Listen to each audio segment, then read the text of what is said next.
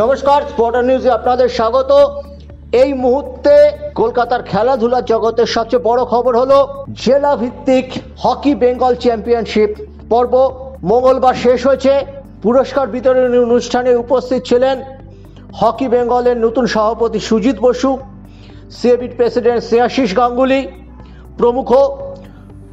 Sujit Basu hockey বেঙ্গলের সঙ্গে যুক্ত হবার পর এটাই প্রথম টুর্নামেন্ট এবং এই টুর্নামেন্ট অত্যন্ত সুচারুভাবে শেষ হলো সংস্থার মাঠে।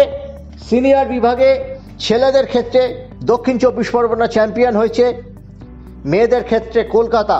সাব জুনিয়রের দুই বিভাগে চ্যাম্পিয়ন হয়েছে কলকাতা। জুনিয়র পর্যায়ে ছেলেদের চ্যাম্পিয়ন হয়েছে হাওড়া এবং জুনিয়র পর্যায়ে মেয়েদের ক্ষেত্রে চ্যাম্পিয়ন হয়েছে দক্ষিণ 24 পরগনা।